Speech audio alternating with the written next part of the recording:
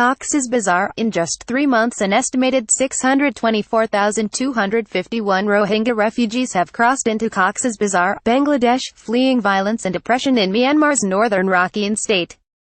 Of these, over 1,800 have arrived in the past 7 days. This brings the total population of Rohingya seeking safety in the district to over 836,000. Although the number of people arriving is far lower than the first few weeks of the crisis, hundreds of refugees continue to cross the border into Bangladesh from Myanmar daily, said Andrew Lind, the UN Migration Agency IOM's emergency coordinator in Cox's Bazar. People are still arriving in the settlements with horrifying accounts of physical and UAL abuse, harassment and murder. All of them fear for family members left behind in Myanmar, he added. A 30-year-old woman, who spoke to IOM on Monday, 2710, as she arrived in Balakali settlement with her 5 children, said that she fled her village when it was burned to ground just 7 days ago. She said that the people attacking the village were divided into 2 groups, one, which kidnapped people, and a second, which set villagers' houses alight. I saw them kidnap people with my own eyes, but I did not see where they took them, she said. After 2 days hiding in a nearby village, fearing further attacks in the area, she started to make her way to the border with her children. She told IOM that her husband had died several months earlier because they had no access to healthcare in Rakhine state. For days, her 2 older sons carried the 2 youngest children, while their mother carried the 5th child and what little she had managed to salvage from their home.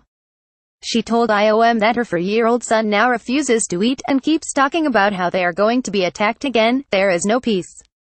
We cannot sleep. If we are not safe, we will not go back, she said.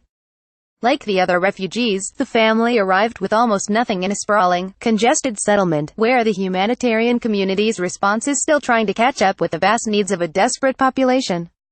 Water, sanitation, and hygiene wash are of particular concern. The World Health Organization (WHO) found that over 60% of water sources tested in the settlements were contaminated with E. coli. Much of the contamination is a result of shallow wells located less than 30 feet away from latrines. Full latrines, and lack of space to dislodge them, are also contributing to the potentially life-threatening problem. In the past week, IOM has drilled 13 deep tube wells in Zone SS, a less congested area in Balakali settlement, where people arriving over the last 2 weeks have settled.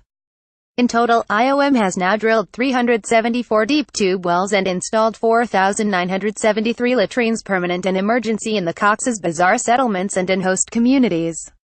Protection concerns in the settlements are also growing. With so many vulnerable and destitute people living in a small area, the settlements have become a target for opportunist human traffickers looking to exploit the refugees. IOM is seeking funding to help better protect the refugees and offer support to survivors of exploitation and human trafficking. Meanwhile, Pope Francis, who is currently in Myanmar, has condemned politicians who propagate alarm over immigration and argued their fear-mongering engenders violence and racism.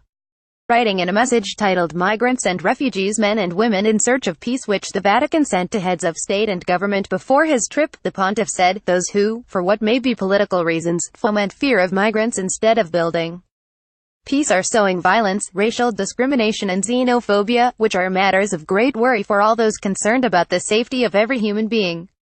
After Myanmar, Pope Francis will travel to Bangladesh, where he is expected to meet a small group of Rohingya refugees.